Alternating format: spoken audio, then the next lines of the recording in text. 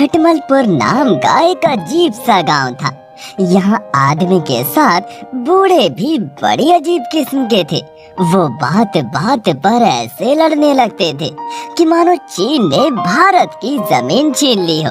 उसी गांव में एक अनाथ लड़का रहता था जिसका नाम देवा था।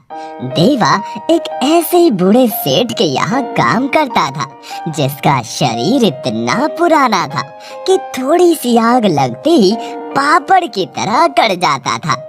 एक दिन की बात है, देवा ने उस बूढ़े सेठ से कहा, सेठ जी। क्या है, फिर से लपर लपर करने आ गया है? क्या काम है? मुझे आराम से बैठने भी नहीं देता है कोई। जरा सी आँख क्या लगी कि कान में उंगली करने तू आ गया। घर में भी आराम नहीं, गोदाम पर भी आराम नहीं। वो तो मेरा मन इतना शांत है कि मैं किसी से कुछ कहता नहीं और चुप रहता हूँ। बोल, क्या बात है? सेठ जी, कुछ पैसे चाहिए। गांव में मेला लगा है, वही देखने जाऊंगा। मेला लगा है तो क्या हुआ? मेला तो आज है, कल नहीं है। उसमें जाओ, पैसे खर्च करो और धक्के खाकर आ जाओ। ऐसा मेला जाने से क्या फायदा? दे दीजिए ना सेठ जी, मैंने आज तक आपसे कभी पैसे भी नहीं लिए। पैसे नहीं लिए से क्या मतलब है? मैंने तुझे देने को कब कहा जो तू लेता पैसे? जाओ यहाँ से, कोई पैसा नहीं है मेरे पास। काम करना है तो करो, नहीं तो मुंह काला करो यहाँ से। वो बूढ़ा सेठ देवा को चिल्लाकर भगा देता है। एक दिन की बात है, सेठ ने देवा से कहा, ओए देवा के बच्चे, मेरे साथ बैंक तक चल, मुझे कुछ पैसे निकालने हैं। ठीक है सेठ जी, चलो। वो बूढ़ा सेठ देवा को बैंक ले जाता है और बैंक की खिड़की पर अपनी पर्ची देता है तो बैंक वाला कहता है, अरे दादाजी, पैसे नहीं है।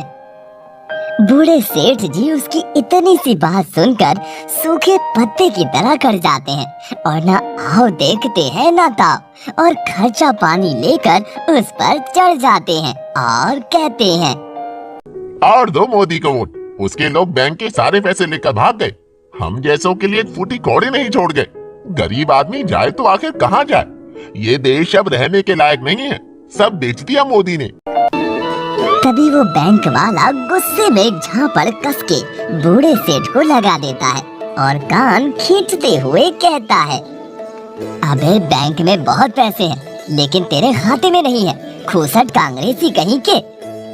बूढ़े सेठ जी अपनी पर्ची देखते हुए कहते हैं, ओह सॉरी मिलॉर्ड, मैंने खाता नंबर गलत भर दिया था। ये लो, अब सही है। हाँ, अब सही है। पहले सही लिख देते तो क्यों हाथ उठाना पड़ता? कहीं धोखे से उल्टी सीधी जगह लग जाता तो तुम्हारा तो अंतिम संस्कार हो जाता यहीं पे। अच्छा ये बताओ, कितने रुपए निकालने हैं वो राशि में लिखो। कितने क्या, सब निकालने हैं, एक भी पैसा नहीं छोड़ूंगा यहाँ। और मेरी राशि तुला है तुला, समझा? वो बैंक मैनेजर बूढ़े काका की बातें सुनकर वहीं बेहोश हो जाता है। बूढ़े काका और देवा वहाँ से चले आते हैं। तभी वो देवा और बूढ़े काका जब रास्ते से आ रहे थे तो उन्हें एक पेड़ के नीचे बैठा साधु रोककर कहता है, सुन लड़के, इधर आ। साधु, ये लड़के के साथ ये पुराना कड़का भी है, उसे भी आना है क्या?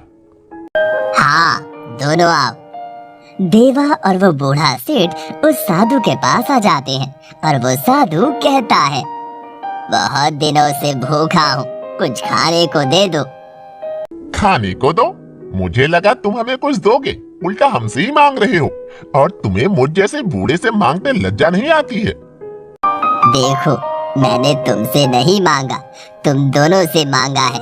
अगर कुछ दे सकते हो तो दे दो, भगवान भला करेगा तुम्हारा।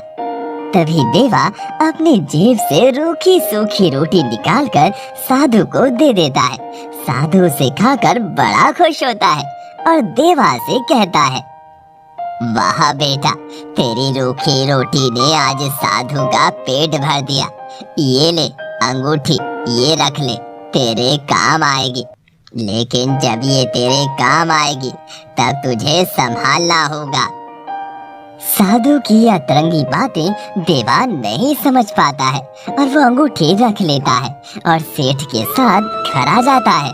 घर आते ही सेठ सबसे पहले देवा को चिल्लाकर कहता है, क्यों रे, रोटी तूने कब चुराई? सेठ जी चुराई नहीं, वो कल रात की थी, मैंने सुबह के लिए रख ली थी।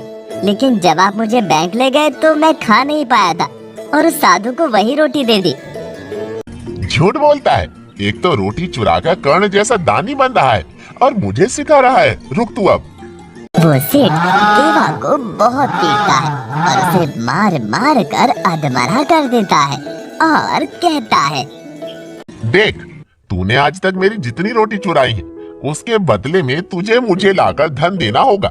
जैसे साधु को तूने दिया है वैसे ही अगर 3 दिन तक तू नहीं आया तो तेरा पुराना घर है ना, उसे मैं लेकर बेच दूंगा और अपने पैसे ले लूंगा। सेठ जी मैंने चोरी नहीं की है, मैं सच कह रहा हूँ। देवा रोते हुए चला जाता है और अपने टूटे घर में जाकर दर्द के कारण बहुत रोता है। तभी उसे उस साधु की अंगूठी की बात याद आती है। वह अंगूठी को जेब से निकालता है और अंगूठी को पकड़कर कहता है, हे अंगूठी, मेरी मदद करो, मुझे आज तेरी जरूरत है। तभी उस अंगूठी से एक मोटा जिन्न निकल कर आ जाता है और कहता है, हुकुम मेरे आका, तेरा गुलाम हाजिर है, बोलो क्या मदद करूं तेरी। मुझे बहुत दर्द हो रहा है, इसे ठीक कर दो। जैसी तेरी मर्जी आका। वो जिन्न जादू से देवा के जख्मों को ठीक कर देता है। अपने जख्म ठीक होता देख देवा बड़ा खुश होता है और एक के बाद एक अपनी ख्वाहिशें पूरी करवाता है। कभी अच्छा भोजन तो कभी अच्छे कपड़े लेता है। थोड़ी देर बाद देवा ने कहा, अच्छा जिन्न, अब तुम वापस इस अंगूठी में चले जाओ, जब मैं बुलाऊं तब आना। नहीं आका, मैं एक बार जब आ जाता हूँ वापस नहीं जाता, जब तक हर इंसान की ख्वाहिश पूरी ना कर दूं, चाहे मन में ही क्यों ना वो इंसान सोच रहा हो। तभी देवा मन में कहता है, ये क्या नई मुसीबत है, अगर ये जिन्न नहीं गया तो लोग देख लेंगे और ये जिन्न सबकी ख्वाहिशें पूरी कर देगा तो बहुत लफड़ा हो जाएगा। तभी वो जिन्न कहता है, लफड़ा तो हो ही जाए, लेकिन ये जिन्न हर लफड़े को ठीक करेगा। चलो आका, बाहर चलते हैं। तभी देवा उस बूढ़े सेठ को अपने घर की तरफ आता देख लेता है और जल्दी से उस जिन्न को छुपाने के लिए उसे साड़ी पहना देता है। इतने में वो बूढ़ा सेठ आकर कहता है, ओए देवा, ये चावल का बोरा यहाँ क्या कर रहा है? सेठ जी, ये बोरा नहीं, मेरी बुआ है। तेरी बुआ? ये कब हुआ भाई? सेठ उस जिन्न को ऊपर से नीचे तक देखते हुए मन में कहता है, वाह, क्या बुआ है, बाग की तरह भरी भरी, काश इससे शादी हो जाती। अब क्या था, वो जिन्न वादे के अनुसार अपना घूंघट हटाते हुए कहता है, जो हुकुम मेरे बूढ़े दूल्हे, तेरी दुल्हनिया हाजिर है। जैसे ही बूढ़े काका ने जिन्न की शक्ल देखी तो अपनी धोती कुर्ता लेकर चौथे गेर में भाग खड़ा हुआ। देवा ने उस जिन्न से कहा, ये क्या किया तुमने? मैंने मना किया था ना कि अपना मुंह मत दिखाना, फिर क्यों किया? मैं क्या करता आका, उसने अपनी ख्वाहिश मन में जाहिर की थी, इसलिए मुझे मजबूरी में करना पड़ा। ठीक है, मुझे सेठ के पैसे देने हैं, इसलिए मुझे कुछ धन दे दो ताकि मैं उस सेठ को दे दूं, उसके बाद तुम्हें फिर से अपने घर में भेज दूंगा। वो जिन्न देवा को जादू से पैसे दे देता है। देवा सेठ के घर जाता है तो देखता है कि वो सेठ खाली पेपर को चूम रहा था। देवा ये देखकर कहता है, अरे सेठ जी, ये खाली पेपर को क्यों चूम रहे हो? ये मेरा लव लेटर है तेरी बुआ के लिए। लेकिन ये तो खाली है। अरे पागल, अभी बोलचाल कहाँ हुई है ढंग से। लेकिन ये बता, वो कौन था जिसने मेरी धोती ढीली कर दी? वो तो मेरे फूफा थे जो बुआ को लेने आए थे। आप ही देखकर डर के भाग आए। और ये लो आपके पैसे, अब मैं आपकी नौकरी नहीं करूंगा। आपने मुझे उस दिन एक रोटी के लिए मारा, अब आज से आपकी गुलामी बंद। देवा अब अमीर हो गया है, बहुत अमीर। देवा सेठ के मुंह पर पैसे मार कर आ जाता है अब देवा के मन में लालच का जन्म हो जाता है। जो देवा कुछ देर पहले उस जिन्न को वापस भेजने की बात कर रहा था, अब उससे वो धन पे धन मांगने लगा। सेठ भी हैरान था, आखिर देवा पर ऐसी क्या कृपा हुई जो इतना अमीर हो गया। उसने कैसे भी करके उस जिन्न के जादू के बारे में पता लगा लिया, और जब देवा घर नहीं था तो उसकी वो जादू की अंगूठी चुरा लाया। अब वो जिन्न सेठ का गुलाम बन गया। हुकुम मेरे बूढ़े आका, तेरा गुलाम हाजिर है। मुझे फिर से जवान सलमान खान जैसी बॉडी और बिपाशा जैसी बहू दे दो।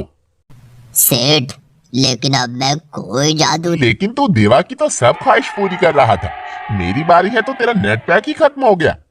क्योंकि अंगूठी देवा को दी थी, तुम्हें नहीं। चल मेरी ख्वाहिश पूरी कर।